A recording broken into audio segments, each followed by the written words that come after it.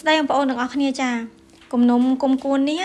សាហាវជាងក្នុងរឿងទៅទៀតបងប្អូនរឿងជាង10ឆ្នាំទៅហើយដល់ពេលនៅតែមកអញ្ចឹងទៀតណាហេតុការណ៍នេះកើតមាននៅខាងឈុងណាំតូខាងសសានណាបងប្អូនមានកន្លែងហាងលក់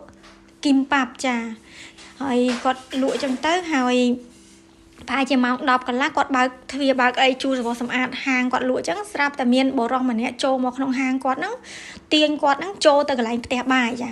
ដល់ពេលដែលចូលទៅដល់ផ្ទះបាយគាត់ចាប់ផ្ដើមមកយកកណាត់រុកមាត់ណារុកមាត់អត់ឲ្យនិយាយឯងគាត់ចាប់ផ្ដើមយកទឹកក្តៅស្រោចអូយខូខើមែនតើបងប្អូននៅពេលដែលយកទឹកក្តៅស្រោចហើយខ្លាចគាត់ស្រែកត្រូវតែយកអាកណាត់យើងជូតចានហ្នឹងដាក់មាត់គាត់ហើយបងប្អូនក្បាលថ្មិញឆ្អឹងចនីអីហ្នឹងបែកចាបាក់មិនដឹងជាយកស្អីវាយខ្លះទេរហូតដល់តែគេប្តឹងប៉ូលីសទៅបានចាប់គាត់ចឹងណាហើយកូនគាត់ថាគ្រាន់តែឃើញម្ដាយខ្លោចចិត្តហ្មងបងប្អូនគឺមុខឡើងផ្សារមុខខ្លួនឯងឡើងស្វាយឲ្យរកកន្លែងមើលអត់ឃើញហែមគាត់ថាឃើញម៉ែគាត់ខ្លាចគាត់ថាសំបីតែម៉ែខ្លួនឯងក៏ខ្លាចដែរដូចថាវាខូខើពេក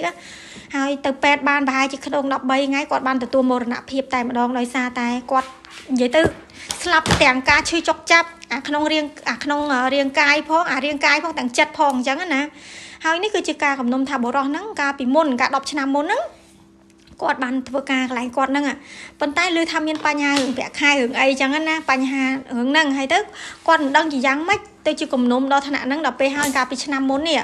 គាត់ដើរឃើញកាលពីឆ្នាំមុនរដូវក្តៅគាត់ឃើញហីនៅតែនៅកន្លែងលក់គីមប៉ាប់ហ្នឹងនៅតែដែរតែគាត់ឃើញហ្នឹងគាត់ចាប់ផ្ដើមគាត់មកសងសឹកតែម្ដងហើយតាមការនិយាយរបស់កូនគាត់ថាគាត់អត់ជឿគាត់ថាអត់ដឹងថាត្រូវនិយាយថាម៉េចហ្នឹងដោយសារតែនិយាយថាខាងជនដៃដល់ហើយម្ដាយគាត់បានបាត់បង់ជីវិតហើយកាលពីខែមុនថ្ងៃទី9គេបានកាត់ក្តីឲ្យជនដៃដល់ហ្នឹងជាប់គុក20ឆ្នាំហើយខាងជនរងគ្រោះនេះគាត់អត់សុខចិត្តទេគាត់ថាជាប់គុក